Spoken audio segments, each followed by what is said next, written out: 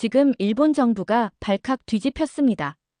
일본이 세계에서 최고라고 믿었던 한 여고생의 충격 발언 때문인데요. 이로 인해 일본 정부도 엄청난 혼란에 빠진 상황이라고 합니다. 어쩌면 지금 일본에 일어난 대지진보다 더 큰 위기일 것 같습니다. 대체 이 여고생이 어떤 충격적인 발언을 했길래 일본 정부에 엄청난 위기가 찾아온 것일까요? 그 충격적인 이야기 지금 바로 시작합니다. 안녕하세요. 저는 사쿠라이 유이입니다. 도쿄에서 나고 자란 평범한 일본 여고생이에요. 저는 아버지, 어머니, 할머니와 함께 도쿄 교회의 전통 가옥에 살고 있었어요. 아버지는 매우 가부장적인 분이셨어요. 저는 어릴 때부터 아버지의 한국 이야기를 들으면서 자랐습니다. 거의 뼛속까지 세뇌될 정도로요. 아버지는 항상 꼿꼿한 자세로 앉아 저에게 일본의 위대함에 대해 이야기하셨습니다. 일본은 아시아의 등불이었으며 우리가 발전시켜준 나라들이 많다고 자신감 넘치는 목소리로 말씀하셨어요. 한국은 우리 일본이 있었기에 문명화된 곳이며 그들의 건축, 예술, 심지어 문자까지 일본이 발전시켜준 것이라고 했죠. 하지만 저는 아버지의 이야기를 의심해 본 적이 없었어요. 왜 의심하겠어요? 아버지는 역사학자였고 교과서를 쓰는 사람이었으니까요. 할머니는 일본 전통 무용계의 거장이셨어요. 우리 가문은 300년 동안 이 춤을 이어왔고 저도 언젠가는 춤을 이을 거라는 할머니의 말씀에 어깨가 무거워졌습니다. 사실 전통 무용은 좋아했지만 제 인생을 거기에 바치고 싶진 않았어요. 하지만 할머니의 기대를 저버릴 용기도 없었죠. 이런 분위기 속에서 우리 집 식탁에서는 한국 이야기가 자주 화제에 올랐습니다. 아버지가 한국에 대해 말씀하실 때마다 저도 열심히 고개를 끄덕였어요. 한국의 역사책은 믿을 수 없어요. 우리가 인프라를 구축해주고 발전시켜줬는데 왜 그렇게 불평만 할까요? 학교에서도 한국에 대한 편견은 이어졌어요. 역사 시간에 배운 내용은 항상 일본이 한국을 도와주었다는 이야기뿐이었습니다. 친구들과 나눈 대화도 비슷했죠. 한국 사람들은 이유 없이 일본을 싫어한다거나 K-팝은 일본 음악 스타일을 많이 참고했다는 식의 이야기를 들을 때마다 저도 고개를 끄덕였습니다. 한국은 그저 일본보다 못한 나라, 우리 덕분에 발전한 나라라고 믿었어요. 할머니는 그런 저를 보며 만족스럽게 고개를 끄덕이셨고요. 그럴 때마다 어머니만 유독 조용히 고개를 숙이고 밥만 드시다가 식탁을 정리한다며 자리를 피하셨습니다. 어느 날 밤 화장실에 가려고 일어났을 때였습니다. 거실에서 희미한 빛이 새어나왔어요. 호기심에 살며시 다가가 보니 어머니가 태블릿으로 뭔가를 보고 계셨죠. 가까이 다가가자 한국어 대사와 자막이 보였습니다. 한국 드라마였어요. 더 놀라운 건 어머니의 눈에서 눈물이 흐르고 있었다는 거예요. 저도 모르게 숨을 멈췄습니다. 왜 어머니는 한국 드라마를 보며 울고 있는 걸까요? 아버지가 그토록 경멸하는 나라의 문화를 왜 몰래 보고 있는 걸까요? 제 존재를 눈치챈 어머니가 깜짝 놀라 서둘러 태블릿을 끄셨습니다. 눈물을 재빨리 닦으시더군요. 화장실에 가려던 중이라고 말하자 어머니는 잠시 망설이다 억지 미소를 지으셨어요. 그냥 드라마가 감동적이어서 울었다며 아버지에게는 말하지 말아달라고 부탁하셨습니다. 고개를 끄덕였지만 이해할 수 없었습니다. 어머니의 행동은 우리 가족의 가치관과 너무 달랐어요. 그날 밤 이후로도 어머니의 비밀 드라마 시청은 계속됐죠. 가끔 어머니의 방에서 한국 노래가 흘러나오는 것도 들었습니다. 17살 봄, 우리 학교 2학년 수학여행 장소가 발표됐습니다.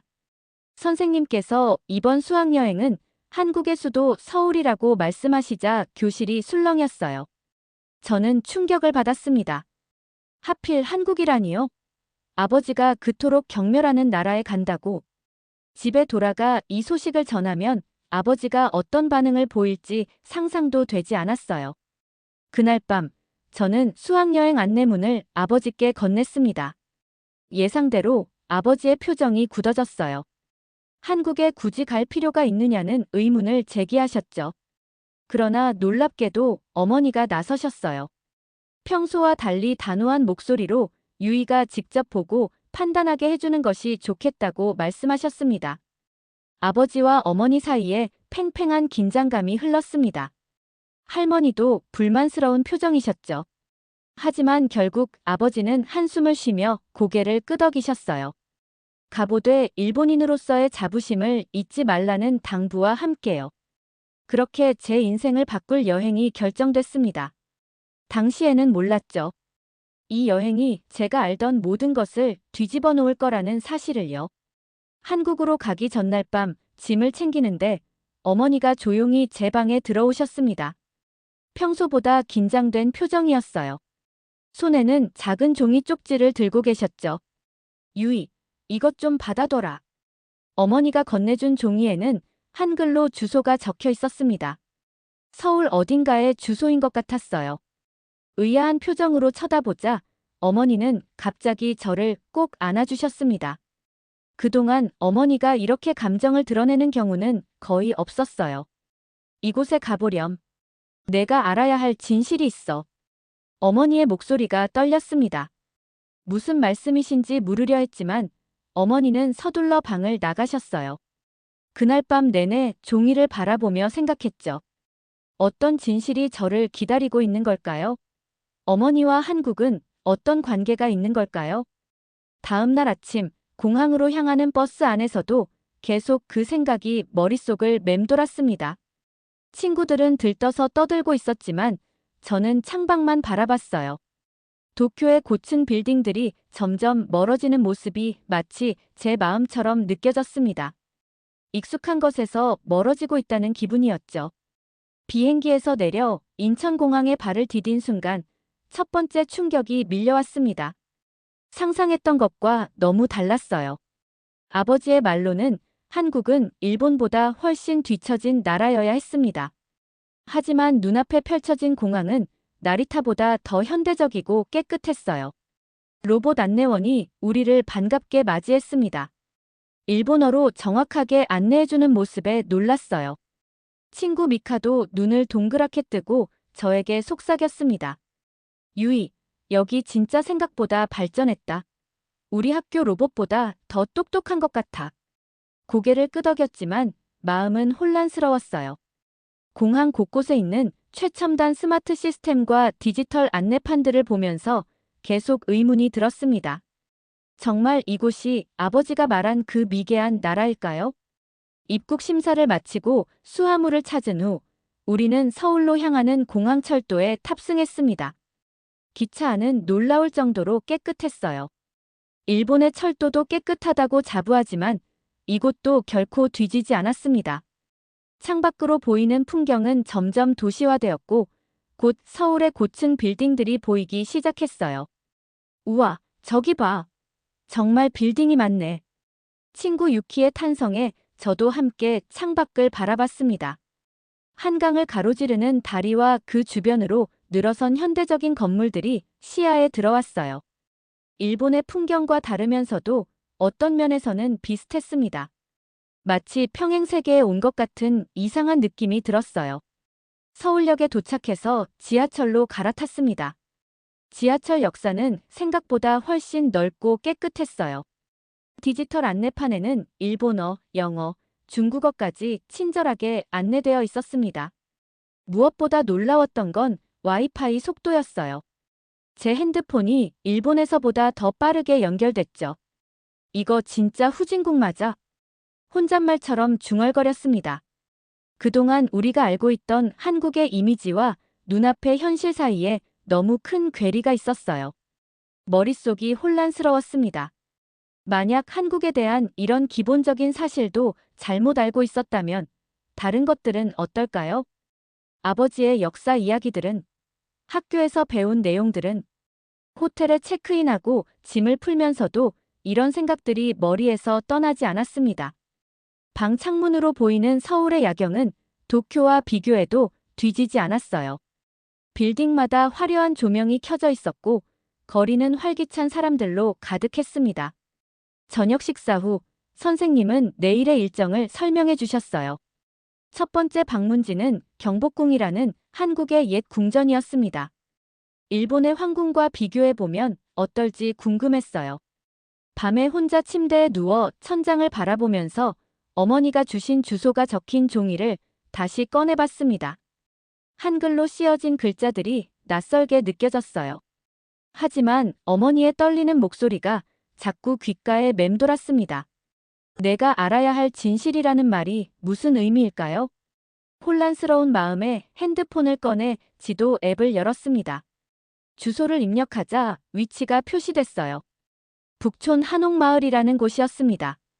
호텔에서 그리 멀지 않은 위치더군요. 내일 일정이 끝나고 몰래 가볼 수 있을지 고민했어요.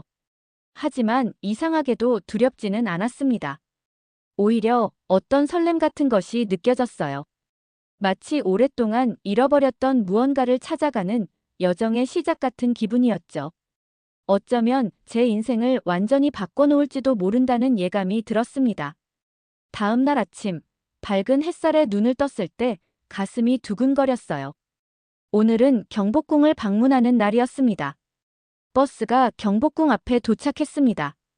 웅장한 궁궐의 정문인 광화문이 눈앞에 나타났어요. 생각보다 훨씬 크고 화려했습니다. 선생님의 설명에 따르면 이 궁전은 조선시대에 지어진 것이라고 했어요. 약 600년의 역사를 가진 건축물이라니 놀라웠습니다. 가이드가 우리를 맞이해 영어와 일본어로 번갈아가며 설명해 주셨어요. 경복궁 안으로 들어서자 넓은 마당과 아름다운 건물들이 눈앞에 펼쳐졌습니다. 일본 건축과 닮은 점도 있었지만 분명한 차이점도 있었어요. 처마의 곡선이 더 화려하고 색의 사용이 더 대담했습니다. 가이드를 따라 궁 안을 걸으면서 점점 더 혼란스러워졌어요. 우리가 배운 역사와는 달리 이곳은 일본의 영향을 받기 전부터 이미 독자적인 문화와 아름다움을 가지고 있었던 것 같았습니다. 그때 가이드가 우리를 경복궁 회랑이라는 곳으로 안내했습니다. 그곳에는 한국 역사에 관한 전시가 있었어요. 그리고 그곳에서 저는 두 번째 큰 충격을 받게 됐습니다. 경복궁 회랑의 전시실에 들어서자 벽면을 가득 채운 역사 사진들이 시선을 사로잡았습니다. 그 중에서도 한 코너가 특히 눈에 띄었어요. 명성황후 시해 사건이라는 제목이 붙은 전시였습니다. 가이드는 차분한 목소리로 1895년 일본 공사관의 낭인들이 경복궁에 침입해 조선의 왕비인 명성황후를 잔인하게 살해했다고 설명했습니다. 그들은 왕비의 시신을 훼손하고 불태웠으며 이 모든 일이 일본 정부의 지시 하에 이루어졌다는 거였어요. 이 말을 듣는 순간 숨이 막혔습니다. 저도 모르게 이게 사실인지 물었고 가이드는 역사적 사실이며 일본 측 자료에도 기록된 사건이라고 확인해 주었어요. 머릿속이 하얘졌어요. 학교에서 배운 적도 아버지에게 들은 적도 없는 이야기였습니다. 일본이 한국을 발전시켜 주었다는 이야기만 들었지 이런 잔혹한 역사에 대해서는 한마디도 들은 적이 없었어요. 다른 전시물들도 충격적이었습니다. 강제징용, 위안부 문제, 문화재 약탈 등 일본이 한국에 끼친 상처들이 사진과 자료로 생생하게 전시되어 있었어요. 그동안 배웠던 역사와 너무 달랐습니다. 마치 거울 속 반대편 세계를 보는 것 같았어요. 선생님의 걱정스러운 목소리에 정신을 차렸습니다. 얼굴이 하얗게 변해 있었나 봐요. 제가 믿어온 모든 것이 무너지는 것 같았어요. 점심시간에 친구들은 한국 음식을 즐기며 떠들었지만 저는 거의 말을 하지 않았습니다. 머릿속은 여전히 아침에 본 전시로 가득 차 있었어요. 아버지의 역사책에 왜 이런 내용은 없었을까요? 학교에서는 왜 이런 사실을 가르치지 않았을까요? 오후에 우리는 덕수궁을 방문했습니다. 가이드는 이곳이 일제강점기에 일본이 조선의 마지막 황제를 유폐시켰던 곳이라고 설명했어요. 다시 한번 충격이 밀려왔습니다. 일본이 한국을 발전시켜 주었다고요? 그게 아니라 강제로 점령하고 황제까지 유폐시켰던 거였군요. 어둠이 내리기 시작할 무렵 덕수궁을 나오려는 순간 한 여성이 제게 다가왔습니다. 낯선 얼굴이었지만 어딘가 친근한 느낌이 들었어요.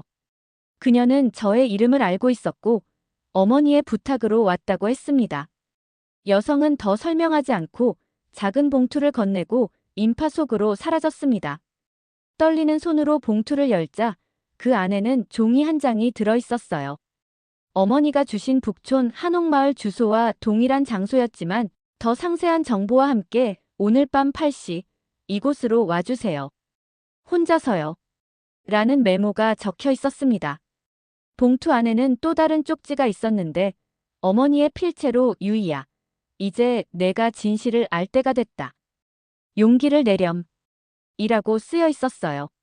심장이 빠르게 뛰기 시작했습니다.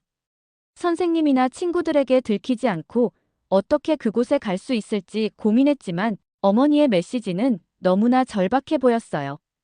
호텔로 돌아온 후 저녁 식사를 마치고 방으로 돌아왔습니다. 룸메이트인 미카에게 두통이 심하다고 말하자 다행히 그녀는 별 의심 없이 혼자 있게 해주었어요. 시계를 확인하니 7시 30분이었습니다. 서둘러 옷을 갈아입고 방을 빠져나왔어요. 택시를 타고 북촌 한옥마을로 향했어요. 아버지가 말했던 것과 너무나 다른 한국의 모습, 경복궁에서 알게 된 충격적인 역사적 사실들, 그리고 이제 만나게 될 미스터리한 인물까지 모든 것이 혼란스러웠어요. 택시에서 내려 좁은 골목길을 따라 걸었습니다. 북촌 한옥마을은 전통 한옥들이 밀집한 아름다운 동네였어요. 기와 지붕과 나무 대문이 늘어선 모습이 일본의 교토와도 비슷하면서도 다른 분위기를 풍겼습니다. 주소를 따라 걷다 보니 작은 한옥 앞에 도착했어요. 문패에는 김이라는 성씨가 한글로 쓰여 있었습니다. 심호흡을 한번 크게 하고 대문을 두드렸어요. 나이 드신 여성이 문을 열었습니다. 70대 후반으로 보이는 한국인 할머니였어요. 저를 보는 순간 할머니의 눈에서 눈물이 흘러내렸고 드디어 왔다는 말씀을 한국어로 하셨습니다. 어떻게든 그 의미를 이해할 수 있었어요. 더 놀라운 건 할머니의 얼굴이 어딘가 익숙하다는 점이었습니다. 어디서 본 적이 있는 얼굴이었어요. 마치 거울을 보는 듯한 또는 어머니를 닮은 듯한 느낌이 들었습니다. 한옥 내부는 따뜻한 조명으로 밝혀져 있었고 벽에는 한국 전통 그림들이 걸려 있었습니다. 응접실 중앙에는 작은 차 테이블이 놓여 있었어요. 할머니는 제게 앉으라고 손짓한 뒤 찻잔에 차를 따라주셨습니다. 그리고 깊은 한숨을 내쉬며 자신이 누구인지 물으셨어요. 당황해서 고개를 저었더니 할머니는 따뜻한 미소와 함께 충격적인 사실을 알려주셨습니다. 자신이 저의 외할머니라는 것, 어머니 미나의 친어머니라는 거예요. 머리가 핑 돌았습니다. 외할머니라고요? 그건 불가능했어요. 어머니는 일본인이었고 교토 출신이라고 항상 들어왔으니까요. 하지만 할머니의 눈빛에는 거짓이 없어 보였습니다. 저는 이게 말도 안 된다고 반박했지만 할머니는 천천히 고개를 저으시며 사실을 밝히셨어요. 제 어머니 미나는 원래 김미나였으며 한국인이었다는 놀라운 진실이었습니다. 할머니의 말씀에 가슴이 내려앉는 느낌이었습니다. 어머니가 한국인이라니요? 그건 말도 안 되는 일이었습니다. 하지만 할머니의 얼굴을 자세히 보니 어머니와 닮은 부분이 분명히 있었어요. 눈매와 턱선, 그리고 미소 짓는 모습까지. 어머니의 한국인 정체성에 대한 질문에 할머니는 고개를 끄덕이며 옛 사진첩을 꺼내셨습니다. 앨범을 펼치자 젊은 시절의 어머니 사진이 나왔어요. 한복을 입은 어머니의 모습이었습니다.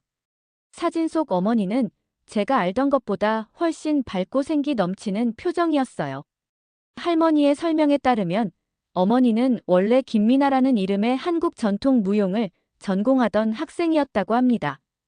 20대 초반에 일본으로 유학을 떠났고 그곳에서 아버지를 만났다고 했어요. 두 사람은 사랑에 빠졌지만 아버지의 집안, 특히 할머니 치에코가 한국인 며느리를 받아들일 수 없었습니다. 그래서 어머니는 자신의 정체성을 숨기기로 했고 일본 이름으로 바꾸고 한국인이라는 사실을 감추었다고 해요. 제가 반은 한국인이라는 사실에 어지러움이 밀려왔습니다. 17회를 살면서 단 한 번도 의심해 본 적 없던 제 정체성이 순식간에 무너졌어요. 저는 항상 순수한 일본인이라고 생각했습니다. 아버지처럼 한국을 낮게 보았고 일본의 우월함을 당연시했어요. 그런데 제 자신이 반은 한국인이라니. 할머니는 차분하게 이야기를 이어갔습니다. 어머니가 일본에서 결혼한 후 거의 연락이 끊겼다고 해요. 처음 몇 년간은 가끔 편지가 왔지만 점점 뜸해졌다고 합니다. 제가 태어났다는 소식은 들었지만 실제로 만나본 적은 없었다고 하셨어요. 어머니가 왜 이제야 진실을 알려주려는 건지 궁금했습니다. 할머니의 설명에 따르면 어머니는 최근 폐암 말기 진단을 받았다고 해요. 시간이 얼마 남지 않았다는 것을 알게 된 어머니는 더 이상 진실을 숨기고 싶지 않았다고 합니다. 어머니가 아프다는 사실에 심장이 멎는 것 같았습니다. 집에서는 전혀 그런 기색을 보이지 않았어요. 어머니가 죽어간다는 사실과 제가 그것도 모르고 있었다는 현실이 가슴을 찢었어요. 그리고 어머니가 왜 이토록 한국 드라마를 몰래 보며 울었는지도 이해가 됐습니다. 그건 고향에 대한 그리움이었던 거예요. 어머니가 오랫동안 비밀을 지킨 이유는 두려움 때문이었다고 합니다. 남편과 그 가족에게 거부당할까봐, 특히 저에게 거부당할까봐 두려웠던 거라고 해요. 제가 한국에 대해 했던 말들, 경멸했던 순간들이 떠올랐어요. 그때마다 어머니의 마음은 얼마나 아팠을까요? 할머니는 잠시 일어나 방 한쪽으로 가셨어요. 그리고 돌아와 작은 나무 상자를 내밀어 주셨습니다. 이것은 어머니가 일본으로 떠나기 전에 가져가려고 했던 것이지만 결국 두고 간 물건이라고 하셨어요. 떨리는 손으로 상자를 열었습니다. 안에는 한국 전통 놀이개와 작은 소반, 그리고 오래된 무용 부채가 있었어요. 부채를 꺼내 펼치자 곱게 그려진 매화 그림이 보였습니다. 이것은 어머니가 16살 때 첫 번째 무용 공연에서 사용했던 부채로 평생 소중히 여겼던 물건이라고 합니다. 부채를 손에 쥐자 갑자기 어머니와 가까워진 기분이 들었습니다. 자신의 정체성을 숨기지 않고 자랑스럽게 한국 전통을 이어가던 시절의 어머니.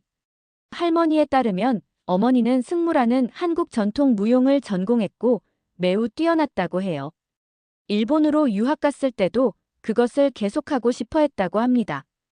한국 전통 무용이 어떤 것인지 상상이 잘 되지 않았어요.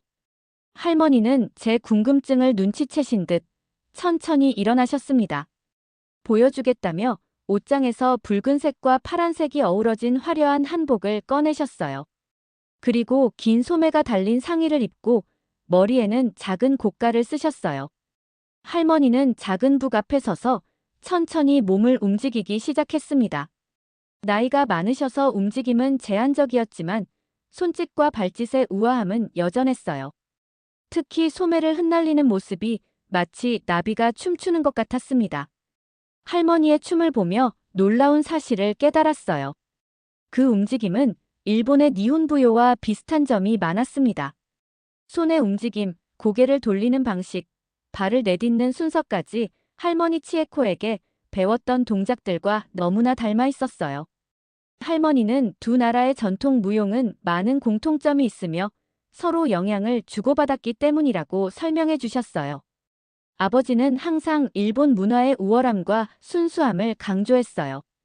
하지만 실제로는 두 나라의 문화가 서로 영향을 주고받으며 발전해 왔던 거였더군요. 어머니와 연결된 느낌, 그동안 알지 못했던 제 자신의 일부를 발견한 기분이었어요. 시계를 보니 이미 밤 10시가 넘어가고 있었습니다. 호텔로 돌아가야 했어요. 할머니께 다시 올 수 없다는 말씀을 드리자 아쉬움이 깊게 서려 있는 표정이셨어요. 하지만 일본으로 돌아간 후에도 연락하기로 약속했습니다. 떠나기 전 할머니는 제게 작은 종이 봉투를 주셨습니다. 이것은 어머니가 보낸 편지라며 전해달라고 하셨다고 해요. 떨리는 손으로 봉투를 받았습니다. 어머니의 진심이 담긴 편지, 그동안 하지 못했던 이야기들이 담겨 있을 거라는 생각에 가슴이 뛰었어요. 할머니를 안아드리고 한옥을 나섰습니다. 호텔방에 돌아와 조용히 문을 열자 미카는 이미 잠들어 있었어요. 침대에 앉아 어머니의 편지를 조심스럽게 열었습니다. 일본어로 쓰인 편지였지만 간간히 한국어 단어가 섞여 있었어요. 어머니의 편지를 읽으며 눈물이 흘러내렸습니다. 편지에는 그동안 말하지 못했던 어머니의 마음이 담겨 있었어요. 자신의 정체성을 숨겨온 고통, 고향에 대한 그리움, 그리고 저에 대한 무한한 사랑이 글자마다 묻어났습니다. 특히 마지막 문장이 가슴을 찔렀어요. 유이야, 내가 어느 나라의 피를 가졌든, 누구의 딸이든 가장 중요한 것은 내가 너 자신을 사랑하는 거란다. 내 안에는 두 나라의 아름다움이 모두 흐르고 있어. 편지를 가슴에 안고 그날 밤 오랫동안 울었습니다. 어머니의 비밀, 제 정체성, 그리고 그동안 알지 못했던 진실에 대한 복잡한 감정이 밀려왔어요. 아침이 밝을 때까지 잠을 이루지 못했습니다. 다음 날 아침, 경주로 가는 버스에 올라탔습니다. 경주에 도착해서 첫 번째로 방문한 곳은 불국사였습니다. 한국의 불교 문화를 보여주는 유적지라고 했어요. 가이드의 설명을 들으며 한국의 역사가 생각보다 깊고 풍부하다는 것을 느꼈습니다. 점심을 먹기 위해 식당으로 향하던 중 갑자기 오토바이 한 대가 빠른 속도로 달려왔습니다. 놀라서 뒤로 물러서다가 넘어질 뻔했어요. 다행히 누군가 제 팔을 잡아주었습니다. 괜찮으세요? 고개를 들어보니 한국인 청년이 걱정스러운 얼굴로 저를 바라보고 있었어요. 대학생처럼 보이는 그 청년은 친절한 미소를 짓고 있었습니다. 청년의 도움에 감사 인사를 전했습니다. 그는 민수라고 자신을 소개했어요. 21살이며 경주에 있는 대학교에서 전통무용을 전공하고 있다고 했습니다. 제가 일본에서 온 학생이라는 것을 알자 일본어로 간단한 인사를 건넸어요. 민수는 제가 넘어지면서 무릎을 긁었다는 것을 발견하고 근처 약국에 데려가 상처를 치료해 주었습니다. 그의 친절함에 마음이 따뜻해졌어요. 아버지가 말했던 이기적인 한국인의 모습은 전혀 보이지 않았습니다. 약국에서 나와 함께 걸으며 민수는 자신도 우리 수학여행 일행이 방문하는 불국사 인근에 볼 일이 있다며 동행해도 되겠냐고 물었습니다. 잠시 망설였지만 그의 진심 어린 태도에 고개를 끄덕였어요. 함께 걸으며 민수는 한국과 일본의 전통 문화에 대해 이야기했습니다. 그는 둘 사이의 공통점과 차이점을 잘 알고 있었어요. 특히 무용에 대한 지식이 깊었습니다. 일본과 한국은 원래 문화적으로 많이 교류했어요. 무용도 마찬가지고요. 서로 닮은 점이 많죠. 민수의 말에 고개를 끄덕였습니다. 이 청년은 두 나라의 역사적 갈등에도 불구하고 문화적 연결성을 이해하고 있었습니다. 걸음을 옮기며 민수는 자신이 공부하는 한국 전통 무용에 대해 설명해 주었어요. 잠시 망설이다 민수에게 제가 일본 전통 무용을 배우고 있다고 말했습니다. 그의 눈이 반짝였어요. 깊은 관심과 존중이 담긴 질문들을 던졌고 저는 지금까지 배웠던 니혼 부요에 대해 설명했습니다. 대화를 나누는 동안 민수의 따뜻함과 열린 마음에 점점 마음의 벽이 허물어지는 느낌이었어요. 그는 편견 없이 제 이야기를 들어주었고 진심으로 관심을 보였습니다. 처음으로 한국인과 이렇게 깊은 대화를 나누는 경험이었어요. 민수와 함께 걸으며 경주의 아름다운 풍경을 감상했습니다. 고즈넉한 절과 고분들, 그리고 푸른 숲. 이 모든 것이 어제까지만 해도 후진국의 풍경이라고 생각했을 텐데 이제는 제 핏줄의 일부가 흐르는 땅의 아름다움으로 다가왔어요.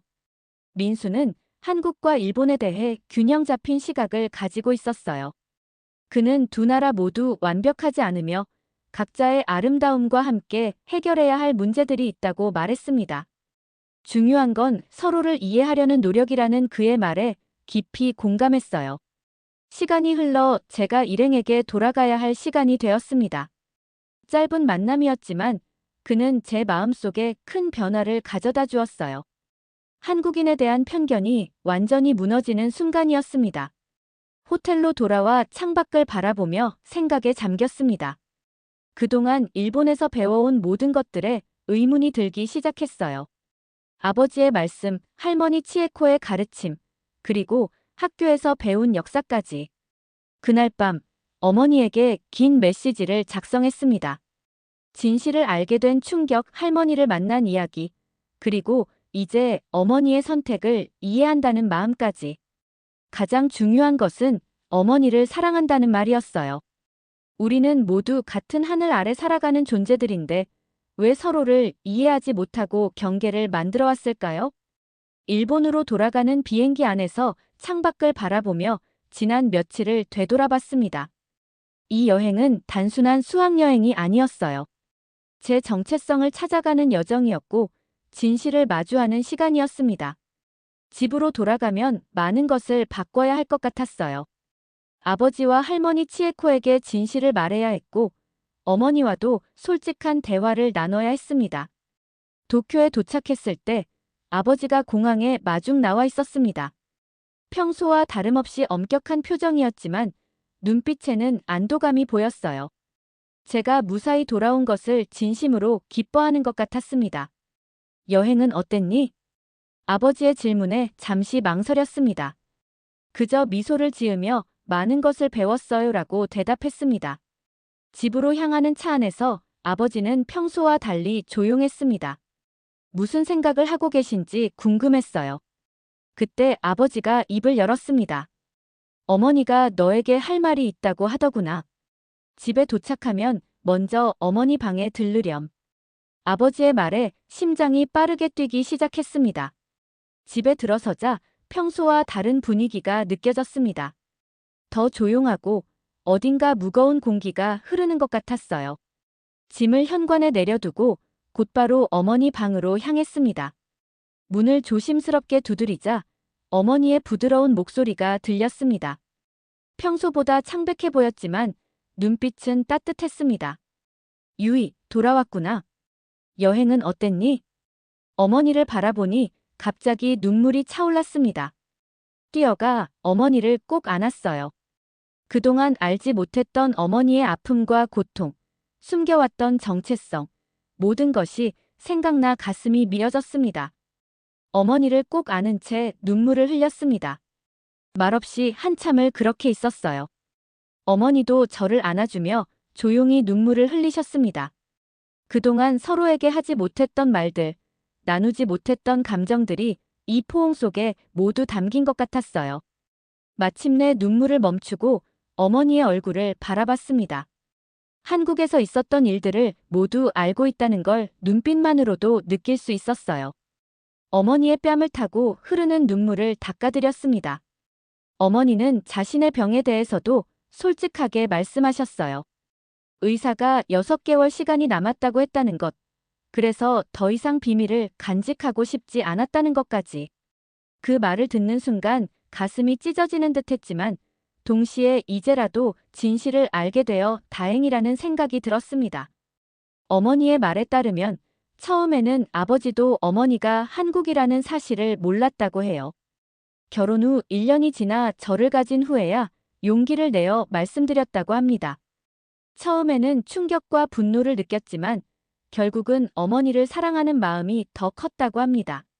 하지만 아버지의 가문, 특히 할머니 치에코는 이 사실을 절대 받아들일 수 없었다고 해요. 그래서 가문 내에서는 비밀로 하기로 결정했다고 합니다. 그동안 존경하고 따랐던 할머니였지만 어머니를 그토록 힘들게 했다는 생각에 마음이 아팠어요. 어머니와 이야기를 나누던 중 방문 너머로 발소리가 들렸습니다. 고개를 돌리자 아버지가 문간에 서 계셨어요. 얼마나 오래 그곳에 계셨는지, 얼마나 많은 이야기를 들으셨는지 알 수 없었습니다. 아버지의 표정은 읽기 어려웠어요. 저녁 식사 시간, 식탁에는 묘한 긴장감이 흘렀습니다. 할머니 치에코는 평소와 같이 엄격한 표정으로 음식을 드셨고 아버지는 말없이 식사에만 집중하셨어요. 어머니는 불안한 눈빛으로 저를 바라보셨습니다. 용기를 내어 입을 열었습니다. 한국에서 경험한 것들, 배운 것들, 그리고 외할머니를 만난 이야기까지. 할머니 치에코의 얼굴이 점점 굳어갔지만 멈추지 않았어요. 마지막으로 제가 반은 한국인이라는 사실을 자랑스럽게 여긴다고 말했습니다. 할머니 치에코가 젓가락을 탁 내려놓으셨습니다. 분노와 실망이 가득한 눈빛이었어요. 아버지를 향해 어떻게 이런 일이 벌어지게 했냐며 책망하셨습니다. 어머니에게는 더 심한 말을 퍼부으셨고요. 그 순간 제 안에 용기가 솟아올랐습니다. 할머니를 향해 단호하게 말했어요. 어머니의 문화를 존중해주지 않는 것은 진정한 전통의 계승이 아니라고. 전통은 변하지 않는 것이 아니라 시대에 맞게 발전하는 것이라고. 할머니는 격분하셨지만 저는 계속해서 제 생각을 말했습니다. 한국과 일본의 무용이 얼마나 비슷한지, 서로 영향을 주고받았는지, 그리고 그 모든 것이 얼마나 아름다운지에 대해서요. 놀랍게도 아버지가 나서셨습니다. 제 말에 동의한다며 더 이상 과거의 편견에 사로잡혀 있을 필요가 없다고 하셨어요. 아버지의 표정에서 처음으로 자유로움을 보았습니다. 마치 오랫동안 짊어지고 있던 무거운 짐을 내려놓은 것 같았어요. 할머니는 분노한 채로 자리를 떠나셨습니다. 하지만 이제 우리 가족은 더 이상 거짓 위에 살아갈 필요가 없게 되었습니다. 그날 밤, 저는 어머니와 아버지와 함께 거실에 앉아 미래에 대해 이야기했습니다. 어머니의 병을 치료하기 위해 최선을 다하자는 약속, 그리고 우리 가족이 함께할 시간을 소중히 여기자는 다짐이었어요. 그리고 저는 제 꿈에 대해 이야기했습니다. 이제는 단순히 일본 전통 무용을 계승하는 것이 아니라 한국과 일본의 전통을 모두 배우고 두 문화 사이의 다리가 되고 싶다고요. 한국의 승무와 일본의 니혼부요를 융합한 새로운 형태의 예술을 창조하고 싶다고 말했습니다. 아버지의 눈에 처음으로 자랑스러움이 비쳤습니다. 그리고 어머니는 행복한 미소를 지으셨어요. 제가 진정으로 원하는 것은 두 문화를 모두 품에 안고 더 넓은 세계로 나아가는 것이었어요. 다음 날 할머니 치에코의 방을 조심스레 노크했습니다. 화가 좀 진정되셨기를 바라며 문을 열었어요. 할머니는 창가에 앉아 옛 사진첩을 보고 계셨습니다. 젊은 시절의 할머니가 무용을 추는 모습이 담긴 사진이었어요. 놀랍게도 할머니의 동작은 어제 외할머니에게서 본 한국 전통 무용과 매우 비슷했습니다. 조심스럽게 이 점을 말씀드리자 할머니는 긴 한숨을 내쉬며 오랫동안 숨겨온 이야기를 들려주셨습니다. 할머니도 젊은 시절에 한국에서 무용을 배웠다는 놀라운 사실이었어요. 일본의 무용가들이 한국의 전통춤에서 영감을 얻기 위해 비밀리에 방문했다는 것입니다. 할머니는 시대의 압력 때문에 그 사실을 부정하며 살아왔던 것입니다. 그 순간 할머니의 눈에 후회의 빛이 스쳤습니다. 어쩌면 평생 자신의 진정한 예술적 뿌리를 부정하며 살아온 것에 대한 후회였을까요? 할머니는 제 손을 꼭 쥐시더니 작은 목소리로 말씀하셨습니다. 이제라도 진실을 인정하고 싶다고. 그리고 제가 두 나라의 문화를 모두 배우며 자신이 하지 못했던 일을 해나가길 바란다고요. 그날 저녁, 우리 가족은 처음으로 한국 음식을 식탁에 올렸습니다. 어머니가 직접 만든 불고기와 김치찌개였어요. 할머니 치에코도 자리에 함께 하셨습니다. 아직 완전히 마음을 열지는 못하셨지만 적어도 시도하려는 의지가 보였어요. 식사를 마친 후 어머니가 조심스럽게 한국어로 말씀하셨습니다. 간단한 인사말이었지만 그 소리가 이 집에서 들리는 것은 처음이었어요. 놀랍게도 아버지도 어설픈 한국어로 대답하셨습니다. 몰래 배우고 계셨던 모양이에요. 할머니는 처음에는 당황하셨지만 이내 작은 미소를 지으셨습니다. 그리고 놀랍게도 할머니도 한국어로 감사합니다라고 말씀하셨어요. 그 순간 우리 가족이 변화하기 시작했다는 것을 느꼈습니다. 어머니는 더 이상 자신의 정체성을 숨기지 않고 당당하게 한국어를 사용하며 한국 음식을 만들었습니다. 저는 도쿄의 예술학교에서 한국 전통 무용을 배우기 시작했습니다. 그리고 방학 때마다 서울의 외할머니를 찾아가 더 많은 것을 배웠어요. 두 나라의 무용을 접목한 새로운 형태의 공연을 준비하기 시작했습니다. 첫 공연 날, 객석에는 어머니와 아버지, 할머니 치에코와 외할머니가 나란히 앉아 계셨어요. 서로 다른 언어를 쓰고 다른 문화 속에서 살아왔지만 이제는 하나의 가족이 되어 저를 응원해 주셨습니다. 무대에 올라 춤을 추기 시작했습니다. 일본의 우아함과 한국의 열정이 제 몸 안에서 하나로 어우러졌어요. 그것은 단순한 춤이 아니라 제 정체성, 제 존재 그 자체였습니다. 공연이 끝나고 객석에서 울리는 박수 소리를 들으며 깨달았습니다. 저는 더 이상 반쪽짜리 정체성으로 살아가는 것이 아니라 두 개의 온전한 문화를 가슴에 품은 특별한 존재라는 것을요. 어머니가 무대 위로 올라와 저를 꼭 안아주셨습니다. 눈물이 그녀의 뺨을 타고 흘러내렸지만 그것은 행복의 눈물이었어요. 감사합니다, 어머니. 제게 이 특별한 정체성을 물려주셔서. 어머니는 미소 지으며 고개를 끄덕이셨습니다. 그리고 한국어와 일본어를 섞어 대답하셨어요. 너는 두 나라의 달이야. 그걸 잊지 마라. 저는 이제 두 나라의 문화를 모두 품은 채 더 넓은 세계로 향해 나아갈 준비가 됐습니다.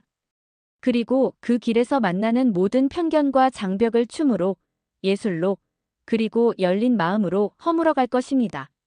한국이라는 나라, 그리고 그곳에서 만난 진실은 제게 새로운 세계를 열어주었어요. 이제 저는 두 개의 정체성을 가진 하나의 온전한 사람으로 살아갈 것입니다. 서울과 도쿄, 두 도시 사이를 오가며 두 문화의 아름다움을 더 많은 사람들에게 전할 것입니다. 그리고 언젠가 두 나라가 과거의 상처를 넘어 서로를 이해하고 존중하는 날이 오기를 꿈꿉니다. 그 꿈을 향한 첫걸음은 바로 제 자신의 변화였습니다. 한국에 대한 편견을 버리고 제 안에 흐르는 두 나라의 피를 인정하는 것. 그리고 그 특별함을 자랑스럽게 여기는 것이었어요. 지금 이 순간 저는 사쿠라이 유이이자 김유이입니다. 오늘 이야기는 여기까지입니다. 이야기가 즐거우셨다면 구독과 좋아요, 댓글 알림 설정 부탁드립니다. 앞으로도 더 흥미롭고 감동적인 이야기로 찾아뵙겠습니다. 감사합니다.